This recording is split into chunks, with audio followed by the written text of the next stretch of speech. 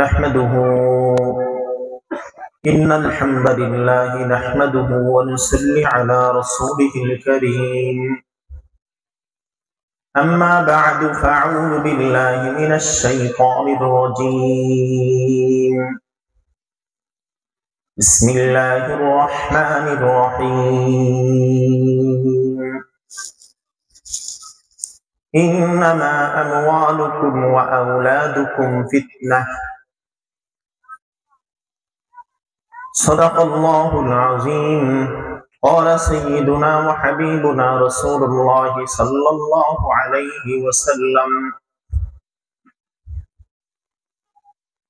طلب العلم فريضة على كل مسلم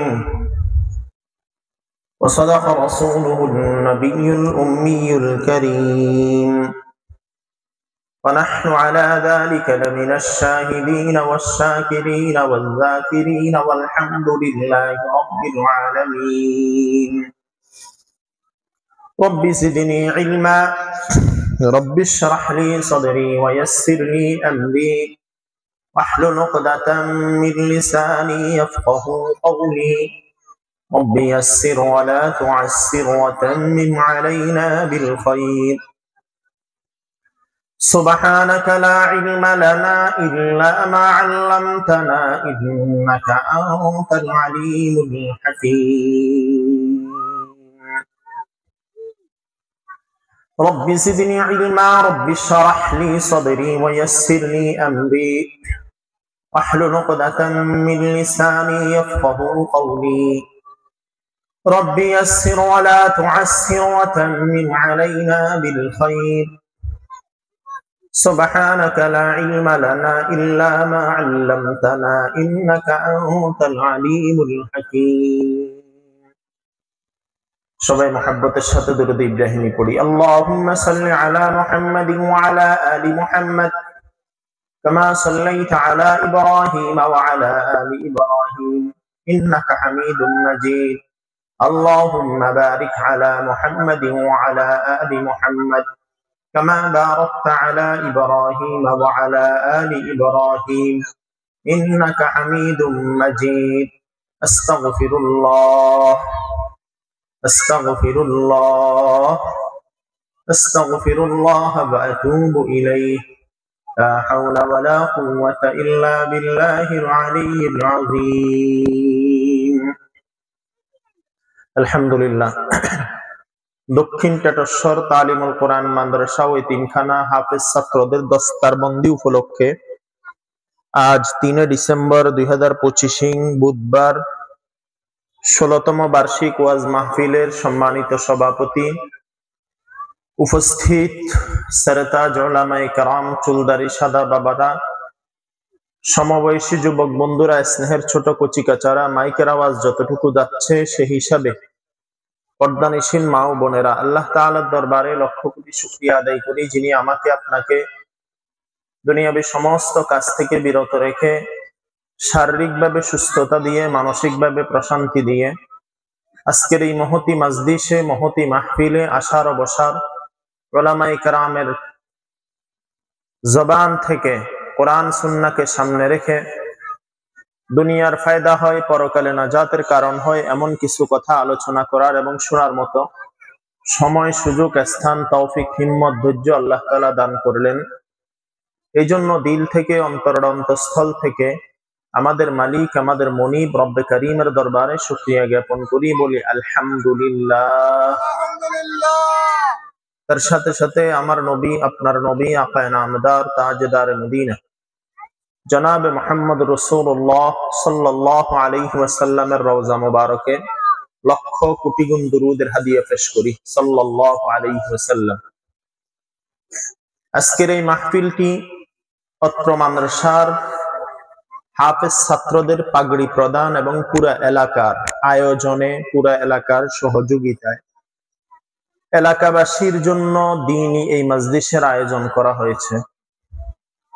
আল্লাহ তাআলা অত্র মাদ্রাসার মুহতামিম, আমাদের সহযোদ্ধা, সহকর্মী হাফেজ মাওলানা মোবারক হোসেন নূরপুরি সাহেব সহ অত্র এলাকার মাদ্রাসা সম্পৃক্ত যারা যেই লাইনে আন্তরিকতার সাথে সহযোগিতা করেছেন, করতেছেন, করবেন, আল্লাহ তাআলা সবার সহযোগিতাকে কবুল আর মঞ্জুর করে নেন। সবাই বলি আমিন। আজকের এই মাহফিল পুরো এলাকার জন্য হেদায়েতের জরিয়া আল্লাহ সুবহানাহু ওয়া তাআলা বানিয়ে দেন। সবাই বলি আমিন। সম্মানিত সুধী উপস্থিতি, আমি কোরআনে কারীমের একটা আয়াতের অংশ বিশেষ এবং রাসূল আরবি সাল্লাল্লাহু আলাইহি ওয়াসাল্লামের হাদিস সমূহের ভিতরে একটি হাদিস পাঠ করেছি। এই কোরআনের আয়াত এবং হাদিসকে সামনে রেখে কিছু প্রয়োজনীয় কথা আল্লাহ তাআলা আমাকে বলার এবং আপনাদেরকে শোনার আমলের নিয়তে তৌফিক তাকদীর দান করেন। সবাই বলি আমিন। আসলে আল্লাহ তাআলা আমাকে আপনাকে দুনিয়াতে প্রেরণ করেছেন। কি জন্য প্রেরণ করেছেন? আল্লাহ তাআলা নিজেই কোরআনে কারীমে বলেছেন, ওয়ামা খালাকতুল জিন্না ওয়াল ইনসা ইল্লা লিয়াবুদুন। আমি মানুষ এবং জিন জাতিকে একমাত্র শুধুমাত্র কেবলমাত্র আমারই ইবাদত করার জন্য সৃষ্টি করেছি। তাহলে আল্লাহ তাআলা আমাকে আপনাকে দুনিয়াতে পাঠানোর কারণ হলো ইবাদতের জন্য। এই দুনিয়ায় আসার যেমন একটা নিয়ম আছে, যাওয়ার একটা নিয়ম আছে। আসার যত নিয়ম, যাওয়ার অত নিয়ম নাই। আসার নিয়ম কি? আমি আসছি পরে, আমার আগে আসছেন আমার আব্বা, আমার আব্বার আগে আসছেন আমার দাদা, আমার দাদার আগে আসছেন পরদাদা।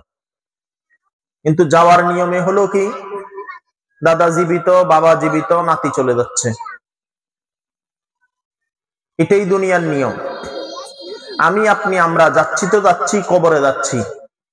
আপনি দেখেন, আমরা যে যেখানে বসবাস করি না কেন, আমাদের আশেপাশে কবরস্থান আছে।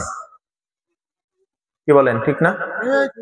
এই কবরস্থান দিয়ে আল্লাহ বুঝাতে চান, তুমি দুনিয়ার উপরে যতই গর্ব করো, অহংকার করো, তোমার আশেপাশে পুকুরের পাড়ে, ওই বাঁশের মুড়ার কিনারে, ওই জঙ্গলে অনেক কবর আছে। তার মানে তোমার ঠিকানা এটা নয়, তোমার ঠিকানা হলো আসল কবর।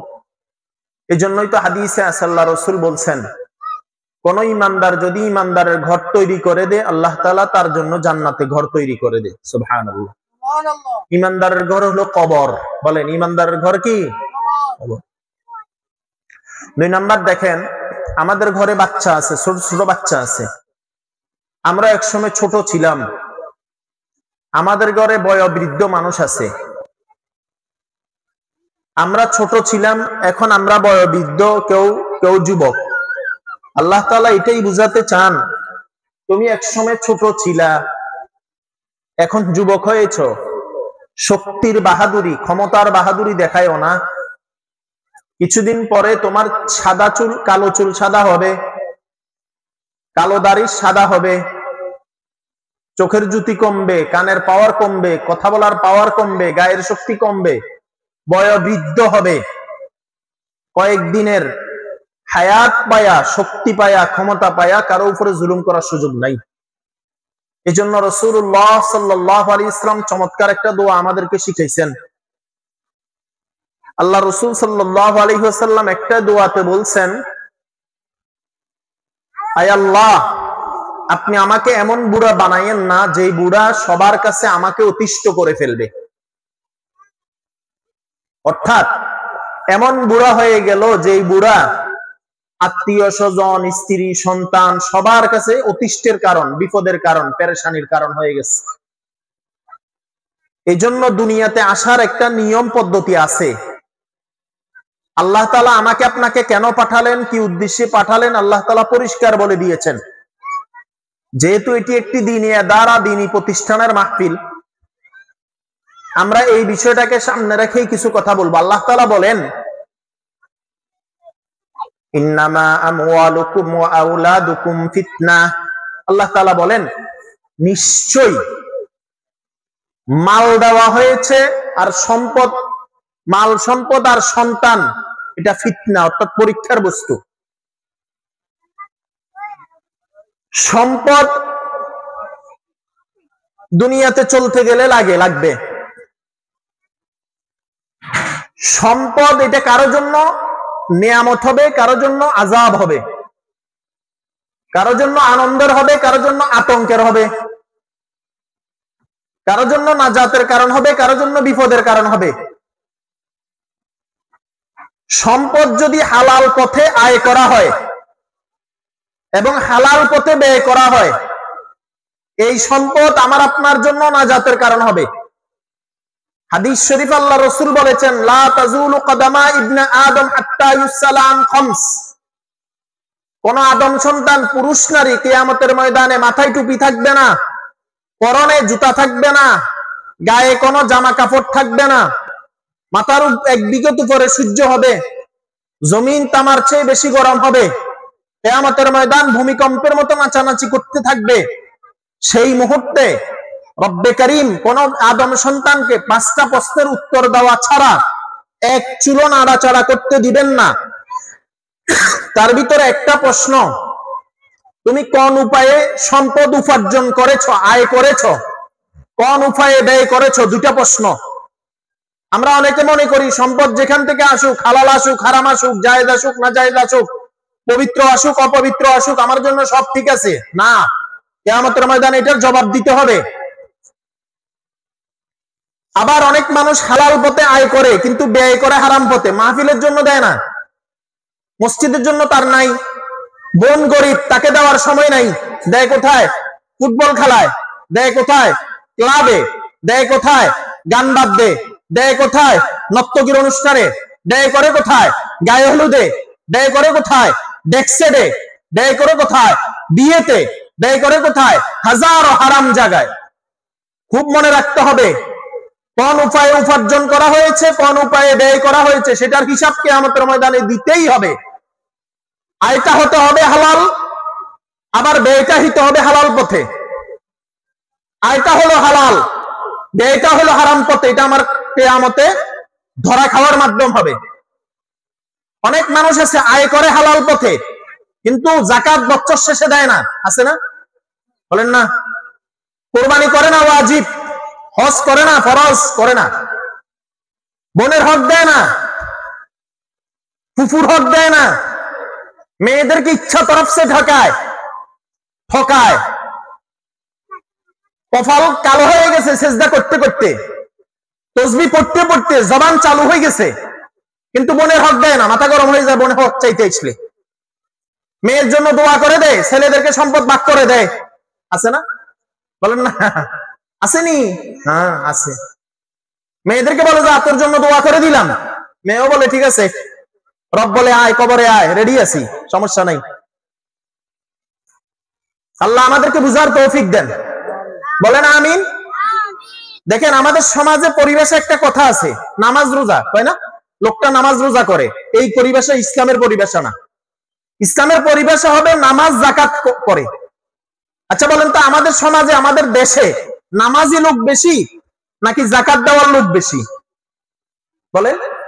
তার মানে মানুষ নামাজ পড়ে, রোজাও রাখে, কোনোটাতে পুঁজি নেই, শুধু পরিশ্রম শরীরের, কিন্তু যাকাত দিতে রাজি না। অথচ আল্লাহ তাআলা কোরআনে কারীমের 32 জায়গায় যাকাতের কথা বলছেন, আকিমুস সালাহ ওয়া আতুজ যাকাহ। 28 জায়গায় আল্লাহ তাআলা নামাজের সাথে যাকাতের কথা বলছেন, আর 4 জায়গায় আলাদা করে আল্লাহ যাকাতের কথা বলেছেন। আবার যাকাত তো এখন একটা ট্রেডিশনাল হয়ে গেছে, যাকাত এখন একটা লোক দেখানো হয়ে গেছে। বিভিন্ন দোকানে রমজান মাসে দেখবেন লেখা থাকে এখানে যাকাতের কাপড় পাওয়া যায়, শাড়ি পাওয়া যায়। তার মানে কি? যাকাতের আবার শাড়ি কেমনে হয়, যাকাতের আবার কাপড় কেমনে হয়? তার মানে যত ছিঁড়া, যত নোংরা, যত দুর্বল, যত অকেজু কাপড় এখানে পাবেন। অনেক মানুষ আছে যাকাত দেয় না, হিসাব করেও না। আল্লাহ তাআলা মাল দিলেন, দেখেন হিসাব করেন তো, বিকাশে আপনার মোবাইলে টাকা ঢুকছে, টাকা 1000 টাকা ঢুকছে, আপনি বাইর করতে গেলে 18 টাকা 50 পয়সা লাগে, বিকাশ ওয়ালারে দিতে গায়ে লাগে না। কিন্তু বছর শেষে লাখে 2500 টাকা, 40 ভাগের 1 ভাগ দিতে বড় কঠিন, বড় কষ্ট মনে হয়। আল্লাহ রাসূল সাল্লাল্লাহু আলাইহি ওয়াসাল্লাম বলেন, যাদেরকে আল্লাহ তাআলা সম্পদ দিলেন এবং সম্পদের যাকাত বছর শেষে সে দিবে না, কিয়ামতের ময়দানে এই সম্পদ তার জন্য সুজাউন আকরা, বিষাক্ত সাপ হবে। এই সাপ তার গলায় পেঁচাই দেওয়া হবে, ওই সাপ তাকে দংশন করবে আর বলবে আনা কানজুকা আনা মালুকা, আমি তোমার সম্পদ, আমি তোমার গচ্ছিত সম্পদ, তুমি যাকাত আদায় করো নাই, যাকাত দাও নাই, এজন্য তোমাকে আজকে এই শাস্তি দেওয়া হচ্ছে। তাহলে সম্পদ আয় করতে হবে হালাল পথে, ব্যয় করতে হবে কি পথে? হালাল পথে। আবার বড়লোক হয়ে গেলে আমাদের ভাবসাব আলাদা হয়ে যায়, গরিবকে আর আমরা মানুষও মনে করি না। কথা বলেন না কেন? হ্যাঁ ঠিক। আল্লাহ রাসূল সাল্লাল্লাহু আলাইহি ওয়াসাল্লামের দুইজন জামাতা ছিলেন, একজনের নাম ছিল উসমান গনি রাদিয়াল্লাহু তাআলা আনহু, আরেকজনের নাম হলো আলী রাদিয়াল্লাহু তাআলা আনহু। উসমান গনি রাদিয়াল্লাহু তাআলা আনহু বড়লোক ছিলেন, আলী রাদিয়াল্লাহু তাআলা আনহু গরিব ছিলেন। আল্লাহ রাসূল বড়লোকের কাছেও মেয়ে বিয়ে দিবেন, গরিবের কাছেও মেয়ে বিয়ে দিবেন। দুইজনকে একদিন আল্লাহ রাসূল ডাক দিলেন, বলে যে তোমার কাছে কি কি আছে হিসাব দাও। মরুভূমিতে দাঁড় করাইলেন, রোদ্রে, প্রখর রোদ্রে। আলী রাদিয়াল্লাহু তাআলা 2 মিনিটে হিসাব দিয়ে দিলেন, অল্প, গরিবের হিসাব সহজ। আল্লাহ রাসূল বলেন, গরিবেরা বড়লোকের 500 বছর আগে জান্নাতে যাবে। সুবহানাল্লাহ। জান্নাতে গিয়ে উকি মেরা দেখবে এখনো বড়লোকরা হিসাবের তালে আছে। কথা বুঝেন না বিষয়টা? আর ওসমান গনি হিসাব দেওয়া শুরু করছেন তো করছেন, শেষ হয় না, গামাই গেছে। দুইজনকে ডাকছেন, আসো। আল্লাহ রাসূল এবার যে কথাটা বলছেন এটা আমাদের জন্য শিক্ষা। আল্লাহ রাসূল বলছেন, আলী তুমি গরিব, মন খারাপ করার কিছু নাই, কিয়ামতের ময়দানে তোমার হিসাব সহজ হবে। ওসমান তুমি বড়লোক হইছো, অহংকার করার কিছু নাই, কিয়ামতের ময়দানে তোমার যত সম্পদ তত হিসাব বেশি। এজন্য বড়লোক হওয়া এটা আল্লাহর দেওয়া, গরিব হওয়া এটা আল্লাহর দেওয়া। গরিব যদি হয় সেটাও আল্লাহর হুকুম, কেউ যদি বড়লোক হয় সেটাও আল্লাহর হুকুম। 2 নাম্বার, সন্তান। দেখেন, সন্তান আমাদের কাছে আল্লাহর পক্ষ থেকে আমানত, সাথে সাথে নিয়ামত। বলেন, সন্তান আমাদের জন্য আল্লাহর পক্ষ থেকে কি? আমানত। আনামত না, আমানত। বলেন, শব্দটা বলেন। আমানত কি? আমানত। আমানত মানে কি? আপনার কাছে একটা মোবাইল রাখলো কেউ, 1000 টাকা রাখলো কেউ, এটা যেভাবে রাখছে সেভাবে ফিরিয়ে দেওয়া। আল্লাহর পক্ষ থেকে সন্তান আমানত। আশরাফ আলী থানভী রাহমাতুল্লাহ আলাইহি তার কিতাবে লিখছেন, কোন সন্তান দুনিয়াতে আল্লাহ তাআলা কাউকে দেওয়ার পরে এই সন্তানকে যদি দ্বীন শিক্ষা দেওয়ার জন্য, সন্তানকে দ্বীন শিক্ষা দেওয়ার জন্য যদি দ্বীনের লাইনে দেওয়া হয়, তাহলে সন্তানটা জান্নাত থেকে আসা সন্তানটাকে ওই মাতা পিতা যেন জান্নাতের পথে উঠাইয়া দিলেন। সুবহানাল্লাহ। এই জন্য সন্তানকে আমানত মনে করে, নিয়ামত মনে করে দায়িত্ব পালন করতে হবে। এবার আসেন, সম্মানিত উপস্থিতি, দুনিয়াতে সন্তান আসার একটা মাত্র হালাল মাধ্যম আছে, সেটা হলো বিয়ে। বলেন সেটা কি? বলেন সেটা কি? বিয়ে ছাড়া পৃথিবীর বুকে আর কোন হালাল মাধ্যম নাই। হারাম মাধ্যম আছে, হালাল মাধ্যম নাই। দুনিয়াতে আল্লাহ তাআলা যাদেরকে সন্তান দিয়েছেন, সন্তানের কিছু দায়িত্ব আছে যেগুলো মাতা পিতা আদায় করতে হয়, সন্তান পায়। এটাকে বলা হয়, একটা হলো দায়িত্ব আর একটা হলো বলেন প্রাপ্তি। মাতা পিতা প্রথমে দিবে, সন্তান পাবে। বলেন কে আগে পাবে? কে? মাতা পিতা দিবে আগে, সন্তান পাবে আগে। দেওয়াটাকে দায়িত্ব বলে। বলেন দেওয়াটাকে কি বলে? দায়িত্ব বলে। আচ্ছা, সন্তান পাবে। আমাদের সমাজে যদি একটা মুরব্বির সাথে, বাপের সাথে 20 মিনিট 15 মিনিট কথা বলেন, ম্যাক্সিমাম বাপ মাদের কথা হয় কি, আমার সন্তান আমার হক আদায় করে না। বলে কিনা? বলে। আগে আমাদের হিসাব করে দেখতে হবে, আমরা আমাদের সন্তানের হকগুলা ঠিকভাবে জন্ম থেকে যেভাবে আল্লাহ তাআলা বলছেন, কোরআন যেভাবে বলছে, রাসূল যেভাবে বলেছেন সেভাবে আদায় করেছি কিনা। মাতা পিতা সন্তানকে দিবে, সন্তান পাবে। প্রথম যেই জিনিসটা সন্তান পাবে মাতা পিতা থেকে, সেটা হলো একজন নেককার মা পাওয়া। এটা সন্তানের অধিকার। বলেন এটা সন্তানের কি? ভাই কথা বলেন, যারা আছেন এরা কথা বলেন। একজন নেককার মা পাওয়া এটা সন্তানের কি? অধিকার। মাতা পিতার দায়িত্ব। বলেন মাতা পিতার আর সন্তানের অধিকার। সন্তানের অধিকার কি? একজন ভালো মা পাওয়া। যে সমস্ত বাবারা ছেলেকে বিয়ে করায়, মারা মেয়ে ছেলেকে বিয়ে করায়, তারা ঘরে বউ আনতেছে না। আপনাকে মনে রাখতে হবে, ফিউচার আরো সামনে চিন্তা করতে হবে। যে আমি আমার ঘরে ছেলের বউ আনতেছি না, আমি আমার ঘরে আমার নাতি নাতিনের মা আনতেছি। এটা বউ সবসময় থাকবে না, এই আনন্দ খুশি উল্লাস নতুন বউ সবসময় থাকবে না, কিছুদিন পরে সে বাচ্চার মা হবে। কথা বুঝেন নাই মনে হয়? বিয়েতে অনেকে খুশি হয়, সুখী হয় না। কি খুশি কোন? খুশি মানে আপনাকে কেউ কাতুকুতু দিলে আপনি খুশি, হাসতেছেন, এই জন্য খুশি। কেউ কাউকে কাতুকুতু দিলে কেউ খুশি হয়, হাসে কিনা? তাহলে একজন মানুষের খুব মাথা ব্যথা শুরু হয়েছে, তারা কেউ কাতুকুতু দিছে, সে হাসতেছে নি, হাসতেছে, কিন্তু সে কি সুখী না খুশি? কাতুকুতু দিলে মানুষ খুশি হয়, সুখী হয় না। ওই যে বিয়ে বাড়িতে ডেকসেট, গান বাদ্য, হারাম উদযাপন, এটা খুশি হয়, সুখী হতে পারে না। আমাদের বিয়েগুলো খুশির মাধ্যম, আনন্দ, অমুকের বিয়ে তমুকের বিয়ে, গায়ে হলুদ, লাইট, ডেকসেট, গরু ছাগল হাঁস মুরগি, 50 পদের খাবার, সবাই খুশি, কিন্তু বিয়ের পরে সুখী হয় না। কেন?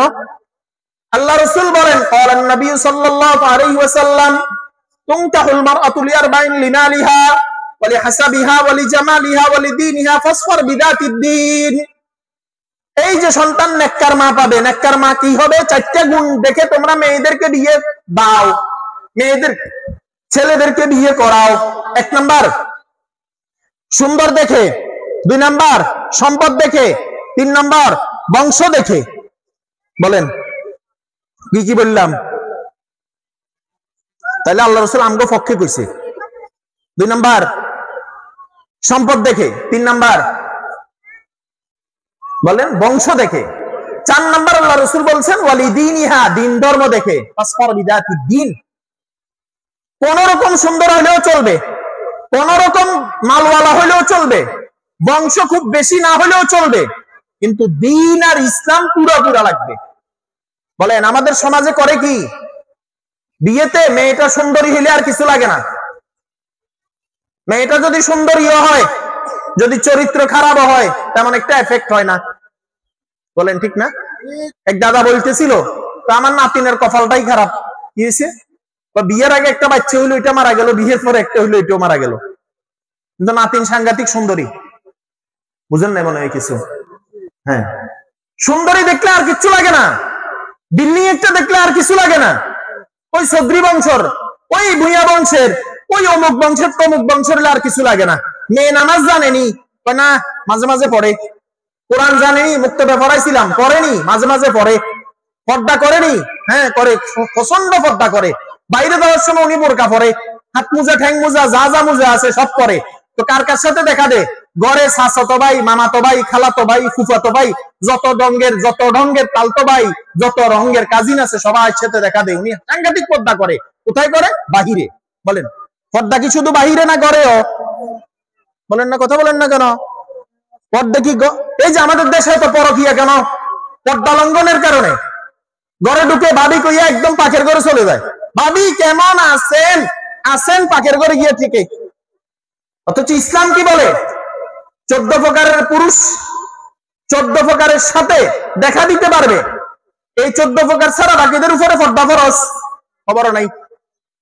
এই জন্য দিনকে প্রাধান্য দিয়া তারপরে সন্তানকে বিয়ে করাইতে হবে, বিয়ে দিতে হবে। মেয়ে বিয়ে দিবে, ছেলে কি করে? বিদেশ থাকে, আর কোনো দরকার নাই। বিদেশ থেকে মানি চাচ্ছে কি আছে, কি কি আছে তার? খন্ডালাই বাজারে 2টা দোকান আছে, সাবের বাজারে একটা বাড়ি আছে, ফেনীতে একটা ফ্ল্যাট কিনে আছে। ছেলে কেমন? একটু বয়স্ক, চুলদারি একটু সাদা সাদা মাইতেছে, বাকি প্রচন্ড টাকা আছে, নামাজ পড়েনি। টাকা থাকলে আবার নামাজ লাগে। আমাদের মূল গলপ, একটা সম্পর্ক হবে দ্বীনের ভিত্তিতে, আমরা দুনিয়ার ভিত্তিতে সম্পর্ক করি। এজন্য যত ডাক ডোল পিটাইয়া বিয়ে হয়, বিয়ে বাড়িতে চিল্লা চিল্লি গান বাদ্যের আওয়াজে পাশের মুরব্বী ঘুমাইতে পারে না, অসুস্থ মানুষ থাকতে পারে না, ছোট বাচ্চা ঘুম থেকে লাফ দিয়ে ওঠে, কিছু পাওয়াও যায় না। আমগো টাকা দিয়ে আমরা গান বাজাই, আমগো টাকা দিয়ে আমরা গায়ে হলুদ করি, তোমগো লাগে কা? আমগো লাগে না। তোমরা যে এত নাচানাচি করো, 6 মাস পরে যখন তালাক হয়ে যাবে, মেয়ে এসে যখন বলবে আব্বা আমি আর যাবো না, ছেলে যখন বলবে আব্বা আমি এই মেয়ের সাথে সংসার করবো না, তখন টের পাইবা রবকে নারাজ করার শাস্তি কি পরিমাণ হতে পারে। এজন্য খুব খেয়াল রাখা। নেককার সন্তান বিয়ে করাইলে কি লাভ? ইসলামের ইতিহাসে হযরত ওমর রাদিয়াল্লাহু তাআলা আনহু ছদ্মবেশে ঘুরতেন। বলেন ছদ্মবেশে? হ্যাঁ, আমাদের দেশে দেখবেন ভোট আসছে না, হাই রে নেতারা আপনাদের পা পর্যন্ত ধরতে রাজি হবে। নেতারা তো এমনি বলে ভোটার আগে আমরা পা ধরবো ভোটারদের, ভোট হয়ে গেলে ভোটাররা আমাদের পা ধরবে।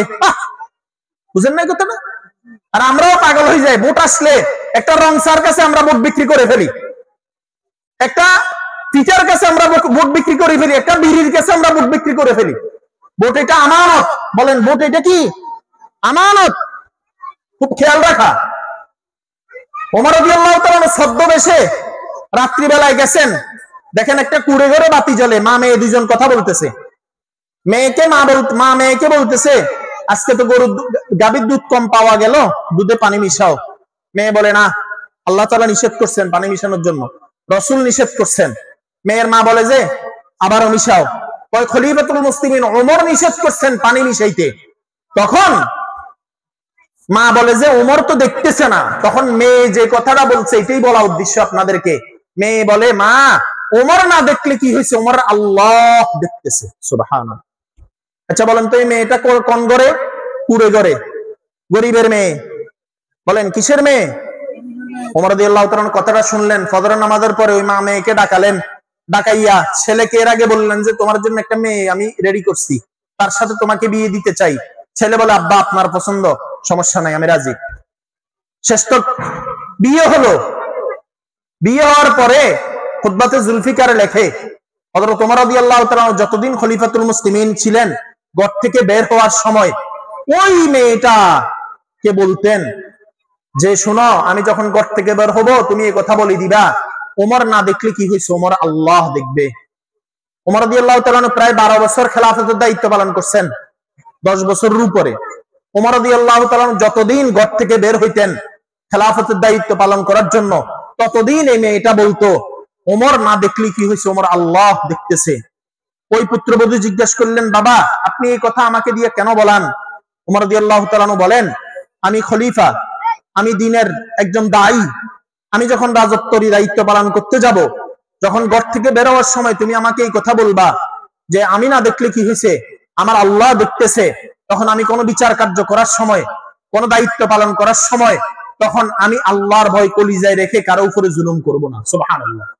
এই জন্যই তো ওমর রাদিয়াল্লাহু তাআলা বলতেন যদি ফুরাত নদীর কিনারেও কোনো একটা কুকুর না খেয়ে মারা যায়, আমি তো ভয় করি কিয়ামতের ময়দানে কোনো আমার আল্লাহ আমাকে এই বিষয়ে জিজ্ঞাসা করেন কিনা। এবার দেখেন যে ওমর রাদিয়াল্লাহু তাআলা ওই কুড়েঘরের মেয়েটাকে বিয়ে করিয়েছিলেন, তার সন্তানকে দ্বিতীয় ওমর যাকে বলা হয়, ওমর ইবনে আব্দুল আজিজ। বলেন দ্বিতীয় ওমর যাকে বলা হয়, ওমর ইবনে আব্দুল আজিজ। ওমর ইবনে আব্দুল আজিজ রাহমাতুল্লাহি আলাইহি এই যে মেয়েটাকে বিয়ে করাইছে, এদের ওরসের একজন সন্তান হলেন ওমর ইবনে আব্দুল আজিজ রাহমাতুল্লাহি আলাইহি। একটা সূক্ষ্ম কথা বলি, জমিনে ফসল ভালো হওয়ার জন্য বীজের চেয়ে জমিন ভালো হওয়া বেশি দরকার। বীজ ভালো হইলো, জমিন ভালো হইলো না, সেখানে ফসল ভালো হয় না, ঠিক কিনা বলেন? আর বীজ যদি একটু নরমাল হয়, বীজ ভালো হয়, সেখানে ফসল ভালো হয়। কথা বুঝতেছেন আপনারা? এজন্য আপনি যখন একটা মা ভালো এনে দিবেন, এই মাটা সন্তানকে সেভাবে পরওয়ারিশ করবে, লালন পালন করবে। তাহলে সন্তানের দায়িত্ব সমূহের ভিতরে প্রথম দায়িত্ব কি? একজন ভালো মা দেওয়া। বলেন কি দেওয়া? একজন ভালো মা দেওয়া। 2 নম্বর দায়িত্ব কি? 2 নম্বর দায়িত্ব হলো যখন স্বামী স্ত্রী একসাথে সময় কাটাবে তখন সুন্নত মতে কাটানো। একান্তে সময় কাটানোর সময় একটা দোয়া আছে, আল্লাহ রাসূল বলছেন বিসমিল্লাহি আল্লাহুম্মা জান্নিবনাশ শাইতানা ওয়া জান্নিবিশ শাইতানা মা রাযাকতানা। তাফসীর ইবনে কাসীরের ভিতরে আছে স্বামী স্ত্রী যখন সুন্নত মতে একসাথে থাকবে আর এই দোয়াটা পড়বে, এদের ওরসে যদি কোনো রেহেমে কোনো সন্তান আসে, এই সন্তান দুনিয়াতে ভূমিষ্ঠ হয়, ওই সন্তান যতদিন নিঃশ্বাস ফেলবে আর নিবে, প্রতি নিঃশ্বাসের বিনিময়ে আল্লাহ তাআলা ওই মাতা পিতার আমলনামায় একটা করে নেকি দিবেন। সুবহানাল্লাহ। এজন্য খুব খেয়াল রাখা, আমার এই সন্তান আমার ভবিষ্যৎ, আমার এই সন্তান আমার পরকালে নাজাতের কারণ।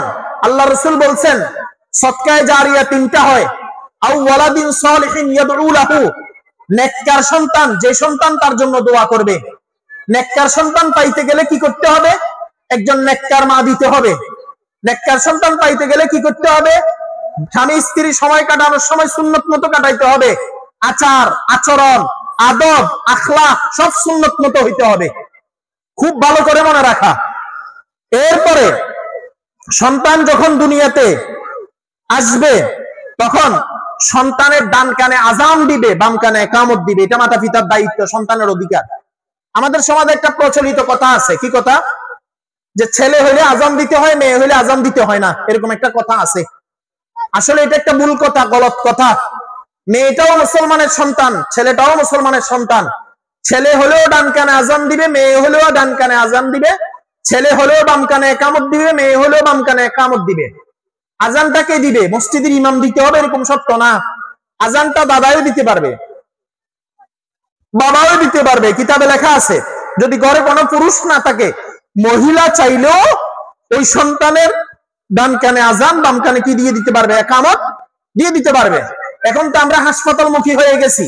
বাচ্চা হওয়ার আগে ছেলে বিদেশ ফোন করে 6 মাস আগে থেকে হাসপাতাল রেডি করে রাখেন, যেন কোনো কষ্ট না হয়। রাত্রের গভীরে আবার গাড়ি যদি পাওয়া না যায়, 6 মাস আগে থেকে হাসপাতালে bed ready, doctor ready, pharmacy ready, CNG ready, caesar ready, সব রেডি। এরপর আল্লাহ বলেন আনা ইনদা জন্নি আবদি বি, বান্দা তুই আমার সাথে যে ধারণা করস আমিও তোর সাথে সেই ধারণা। তুই যেহেতু হাসপাতাল ছাড়া নিয়ত করস নাই, আমিও তোরে হাসপাতালে নেওয়া ছাড়া বাচ্চা দিব না। কথা বলেন না কেন? এটা নিয়তের কারণে অনেক কিছু হয়তো। নিয়ত এমন যে নিয়ত এরকম করা হয়েছে যে এরপর অনেক সময় বাচ্চা যখন সিজারে হয়, এই বাচ্চা হাসপাতালে আইসিইউতে থাকে অথবা কেবিনে থাকে, এই বাচ্চার আজান ডান কানে দেয় না, বাম কানেও ইকামত দেয় না। কেন? বাচ্চা বাইর করা যাবে না এই কথা বলে। মনে রাখতে হবে ইসলাম যেটা যেটা ইসলাম সেটা সেটা সুন্দর। এজন্য বাচ্চা হওয়ার সাথে সাথে ডান কানে আজান হবে, বাম কানে কি হবে? ইকামত হবে। কেন? আজানে 6 বার আল্লাহু আকবার আছে, উপরে নিচে ডানে বামে সব দিক থেকে আল্লাহ বড়। এই বাচ্চার ডান কানে আজান, বাম কানে ইকামত হলে বাচ্চা জন্মের সাথে সাথে তার কলিজার ভিতরে এই কথা ঢুকিয়ে দেওয়া হইলো, বান্দা এই যে বাচ্চা তুমি দুনিয়াতে আসছো, তুমি বড় নও। দুনিয়ার আসমান জমিন কোন কেউ বড় না, একমাত্র বড় হলেন আল্লাহ। 2 নম্বর কথা, একটা মানুষ কখন কোথায় কিভাবে মারা যাবে আমরা জানি না। হয়তো তার পাশে কেউ নাই, তালকিন দেওয়ার কেউ নাই, পানি খাওয়ানোর কেউ নাই, তার খবর নেওয়ার কেউ নাই। এই মুহূর্তে সে একা একা মারা যাইতে পারে। যখন এই ডান কানে আজান আর বাম কানে ইকামত দিয়ে দিবে, মৃত্যুর সময় এই আজানের ধাক্কায় তার মুখ দিয়া কালিমা আল্লাহ বাইর করে দিবেন। সুবহানাল্লাহ। এজন্য এটা গুরুত্বপূর্ণ বিষয়। আজানের গুরুত্ব আমরা দেই না, গুরুত্ব দেয় শুধু মিষ্টির। ওই খন্ডালাই মিষ্টি, ছেলে হইছে, পুরো এলাকা খাওয়াই দাও। ওই অমুককে দাওয়াত দাও, তমুককে দাওয়াত দাও, অমুকের ফোন দাও, তমুকের ফোন দাও।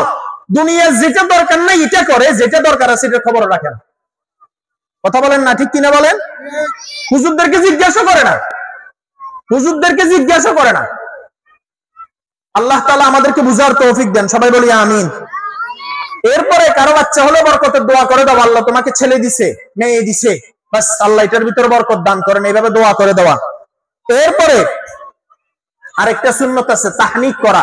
বাচ্চা যখন জন্মগ্রহণ করবে কোন একজন বুজুর্গ দিয়া, আপনাদের মানুষের মুহতামিম সাহেব মাওলানা মোবারক হোসেন নূরপুরি, ওনাকে দিয়া একটা খেজুর অথবা একটা মধু অথবা একটু কিশমিশ চিবাইয়া ওই বাচ্চার মুখে মায়ের দুধ লাগানোর আগে, বাচ্চার পেটে মায়ের দুধ যাওয়ার আগে একটু থুতু কোন একজন বুজুর্গের অথবা দাদার অথবা বাবার অথবা গ্রামের কোন মুরব্বীর অথবা বাড়ির কোন মুরব্বীর এই একটু তাহনিক করাইয়া বাচ্চাকে একটু থুতু মুখে দিবে।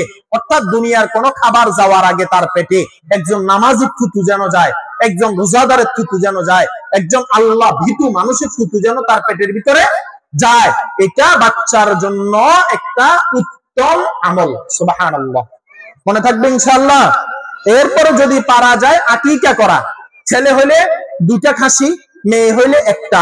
যদি কারো তৌফিক না থাকে একটা দিলে হয়ে যাবে।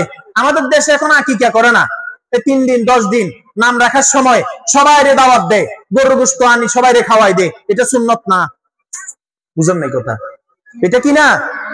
50 জনের দাওয়াত দেয়, 100 জনের দাওয়াত দেয়, 50,000 টাকা খরচ করে, কিন্তু খাসি দেয় না। এটা আকিকা যেটা সুন্নত সেটা করে না, যেটা সুন্নত না সেটা নিয়ে আমাদের ফারাফারি লাফালাফি। হুজুরকে জিজ্ঞাসা করে না। হুজুরের কাছে আসবে কেন? পানি ভরার জন্য আসবে। হুজুরের কাছে আসবে কেন? রাতে 3টা বাজে বউ গেছে, বউ জামাইরে দুলারে দেখতেছে। বউ জামাইরে কি দেখতেছে? এখন হুজুর জারি দেন, এর মনে হয় জিনি পাইছে, আমি যে জামাই না কই আমার দুলাভাই করতেছে, এই জন্য জারি দেন। হুজুরদেরকে এখন খতমের হুজুর বানাই ফেলছে। কেউ মারা গেছে, হুজুর খতমের জন্য ছাত্র দেন। হুজুর আমার আব্বা মারা গেছে, হুজুর 10 জন ছাত্র পড়ান। হুজুর একটু দোয়া করিয়েন। হুজুরদেরকে আমরা এখন দোয়ার হুজুর বানাই ফেলছি, খতমের হুজুর বানাই ফেলছি, জিনে ধরলে জিন চালানের হুজুর বানাই ফেলছি। কিন্তু আমাদের তো দরকার ছিল উলামায়ে কেরাম থেকে প্রতিটা মাসালা সঠিকভাবে জেনে নেওয়া। কথা বলেন ঠিক কিনা? হ্যাঁ, এই ব্যাপারে আমাদের অলসতা, অবহেলা, অবজ্ঞা। আল্লাহ আমাদেরকে বুঝার তৌফিক দেন, সবাই বলি আমিন।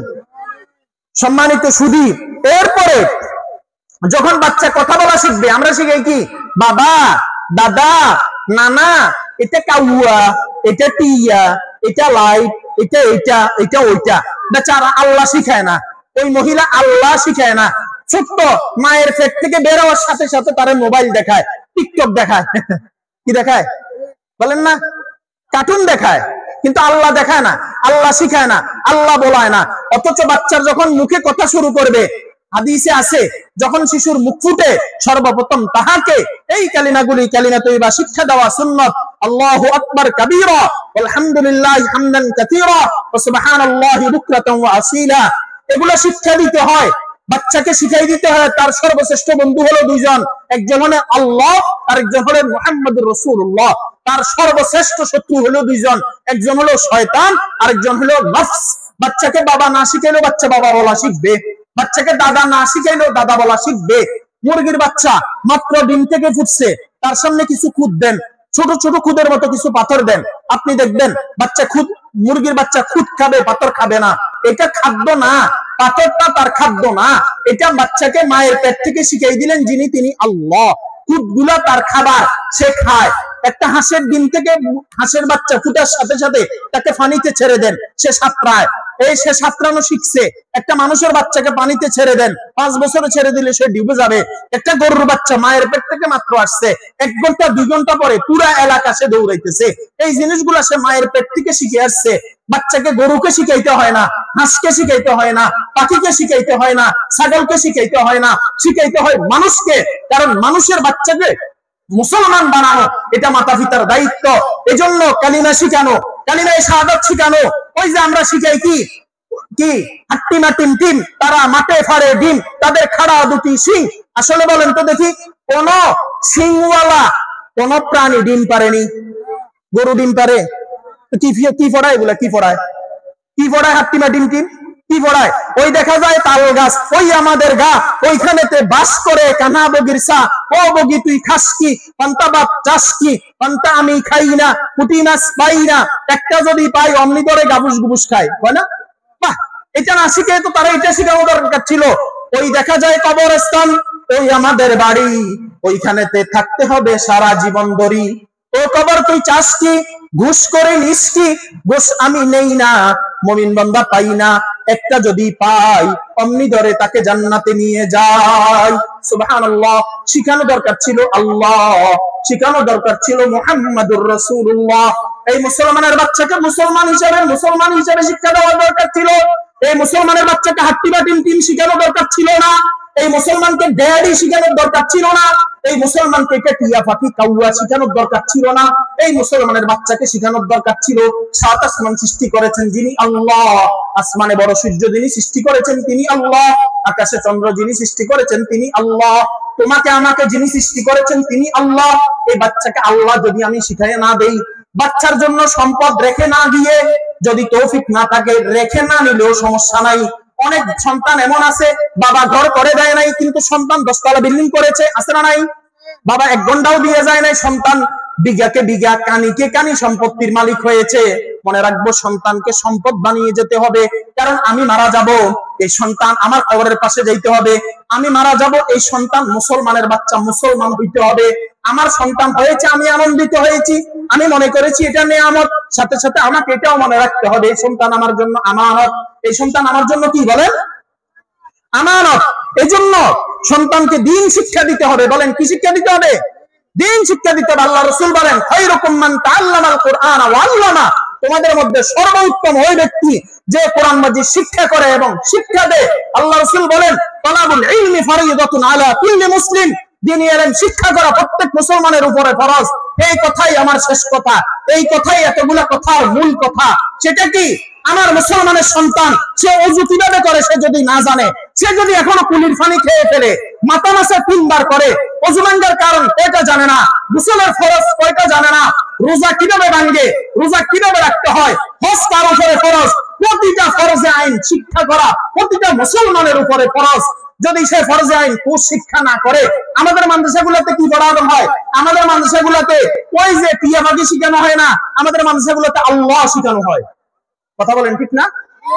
আমি আমার বাচ্চাকে এই যে ডিসেম্বর মাস আসছে, সামনে জানুয়ারি মাস, আমার বাচ্চাকে আমি এই মাদ্রাসায় ভর্তি করিয়ে দিব। মোবারক সাহেবকে বলে দিব, হুজুর আমার বাচ্চা এটা, আমার নাতি এটা, আমার ছেলে এটা, আমার মেয়ে এটা, এটা আমার বাচ্চা, এটা আল্লাহর বান্দি, এটা আল্লাহর বান্দা। আমি যেমন মুসলমান, আমার বাচ্চাকে আপনি মুসলমান বানাই দিতে হবে। হ্যাঁ, আমি আমার ছেলেকে আলেম বানাবো না, হ্যাঁ আমি আমার মেয়েকে আলেমা বানাবো না, হয়তো আমি আমার মেয়েকে ডাক্তার বানাবো, হয়তো আমি আমার ছেলেকে ইঞ্জিনিয়ার বানাবো, কিন্তু আপনি আপনার এই বাচ্চাটাকে হাতে নেন, নিয়ে তাকে ফরজে আইন কোর্স শিক্ষা করে দেন। বাচ্চা যখন দুনিয়াতে তাকে মাদ্রাসায় দেওয়া হবে, সাথে সাথে নুরানি শিশু প্রথম, দ্বিতীয়, তৃতীয় তাকে পড়ানো হবে। এই বাচ্চা গোসলের ফরজ শিখবে, ওযু ভাঙার কারণ শিখবে, নামাজের বাহিরে ভিতরে 13 ফরজ শিখবে, নামাজের ওয়াজিব 14টি শিখবে, নামাজ ভাঙার কারণ 19টি শিখবে, জানাজার নামাজ শিখবে, জুমার নামাজ শিখবে, ঈদের নামাজ শিখবে, সূরা ওয়াকিয়া শিখবে, সূরা রহমান শিখবে, সূরা ইয়াসিন শিখবে। সে শিখবে তো শিখবে, আব্বা আম্মার জন্য কিভাবে দোয়া করতে হয় সেটাও শিখবে, মুরব্বীদের জন্য কিভাবে দোয়া করতে হয় সেটাও শিখবে, জানালা কিভাবে পড়তে হয় সেটাও শিখবে, কবরস্থানে কিভাবে জিয়ারত করতে হয় সেটাও শিখবে, ডান হাতে খাবে না বাম হাতে খাবে সেটাও শিখবে, ওযু করার পরে কি দোয়া পড়বে সেটাও শিখবে, জানাজার পরে কি দোয়া পড়বে সেটাও শিখবে। কারণ দেখা যায় মুসলমানের বাচ্চা তো ওযু করতে জানে না, মুসলমানের বাচ্চা বিএ পাস করেছে, ডিগ্রি পাস করেছে, এমএ পাস করেছে, ওটা দুনিয়ার লাইনে শিক্ষিত হয়েছে, কিন্তু ফরজে আইন কোর্স শিক্ষা করে নাই।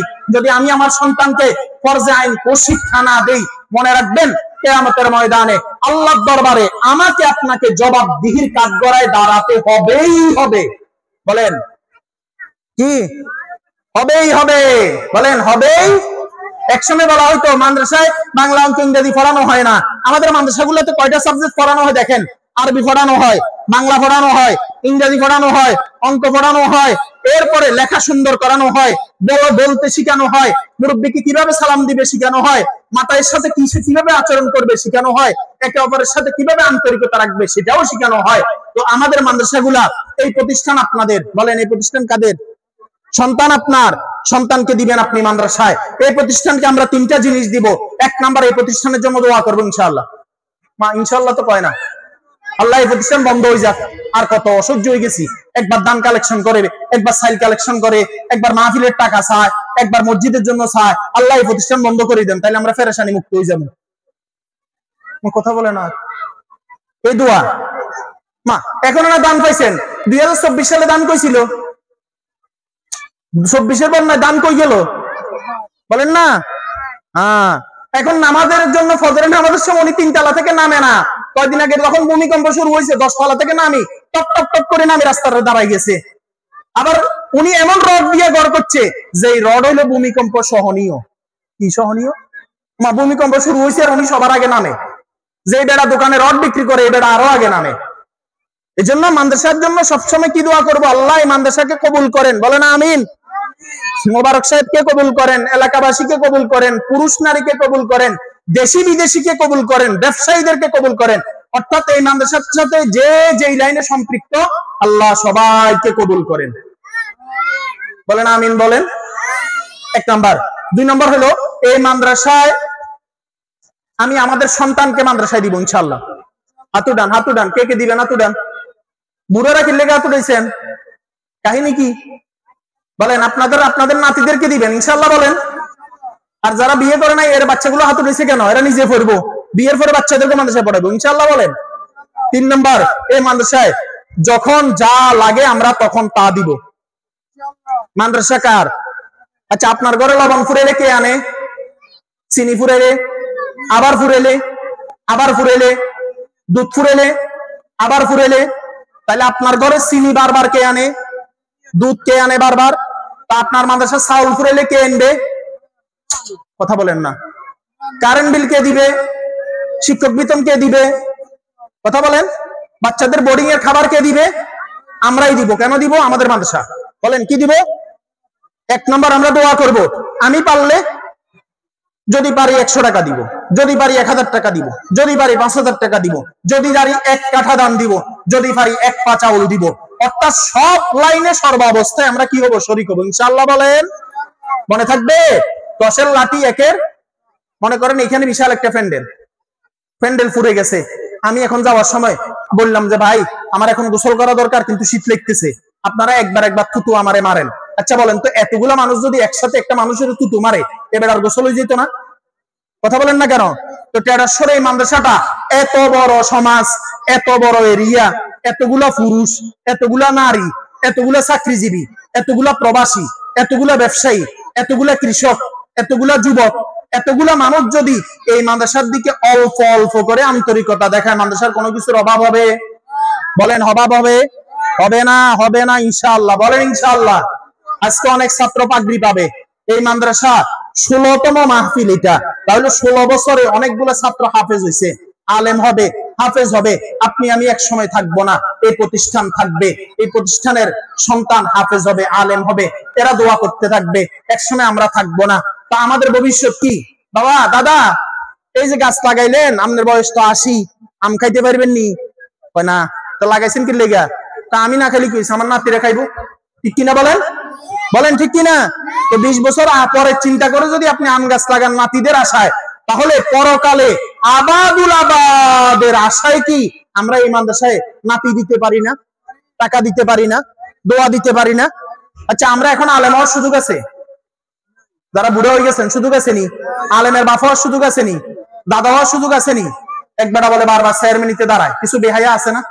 দেখবেন পোস্টার মারা শুরু করছে, অমুকে এই চেয়ারম্যান, সেই চেয়ারম্যান, নিচে লিখে দে সাধারণ জনগণ। আমরা জানিও না আমরা কি একবার বারবার চেয়ারম্যানিতে দাঁড়ায়, সে চেয়ারম্যানিতে টিকে না। একবার চিন্তা করছে আমি যেহেতু চেয়ারম্যান, তাহলে এখন কি করতে হবে? চেয়ারম্যান যেহেতু টিকি না, আমি চেয়ারম্যানের বাপ হমু। তো কেমনে? কিছুদিন পরে বিয়ে করছে, তার একটা ছেলে হয়েছে, নামে রাখি দিছে চেয়ারম্যান। এখন সবাই তারে কি কয়? কথা বলেন না কেন? সবাই চেয়ারম্যানের বাপ কয়। তার মানে নিজে বুদ্ধি থাকলে নিজে চেয়ারম্যান না হলেও চেয়ারম্যানের বাপ হওয়া যায়। বুদ্ধি থাকলে নিজে আলেম না হলেও আলেমের দাদা হওয়া যায়। বুদ্ধি থাকলে আলেম না হইলে আলেমের মা হওয়া যায়। বুদ্ধি থাকলে আলেম না হলে আলেমের দুলাভাই হওয়া যায়। কথা বলেন না কেন? মনে থাকবো না ইনশাআল্লাহ? দিবেন ইনশাআল্লাহ? আল্লাহ তাআলা তৌফিক দেন। সবাই বলি আমিন। ইনশাআল্লাহ আলেম ওলামার সাথে মহব্বত রাখবো, আদাওয়াতি রাখবো ইনশাআল্লাহ। বলেন এই মাহফিল কালকে থাকতো না, মাদ্রাসা থাকবে। আমরা আসছি, আমরা চলে যাবো, মোবারক সাহেব থাকবে, আলেম ওলামারে মহব্বত করবেন। হুজুরদের খাবারের অভাব নাই, আপনি সহযোগিতার অভাব, বুঝেন নাই কথা? এই জন্য আমরা ইনশাআল্লাহ সবাই হাতু ডান, সবাই মহব্বত করবেন তো মাদ্রাসারে, খেয়াল রাখবেন তো ইনশাআল্লাহ, দোয়া করবেন তো ইনশাআল্লাহ। মা বোন যারা আমাদের কথাগুলো শুনলেন, সবাই এই কথাগুলোর উপর আমল করার চেষ্টা করবেন। স্বামীর খেদমত করার চেষ্টা করবেন, শ্বশুর শাশুড়ি থাকলে খেদমত করার চেষ্টা করবেন, বাপ বুড়া হয়ে গেলে তার খেদমত করার চেষ্টা করবেন, বাপেরাও সন্তানের সাথে আদব আখলাকের সাথে চলার চেষ্টা করবেন। আল্লাহ তাআলা যে কথাগুলো বললাম সেগুলোর উপর আমাকে, আমাদের সবাইকে আমল করার তৌফিক দান করেন, আমিন। ওয়া মা আলাইনা ইল্লাল বালাগ। আসসালামু আলাইকুম ওয়া রাহমাতুল্লাহি ওয়া বারাকাতুহু। এটা খুলো, সেটা টিপ দাও, মাঝখানে টিপ দাও, মাঝখানে টিপ দাও, মাঝখানে টিপ দাও।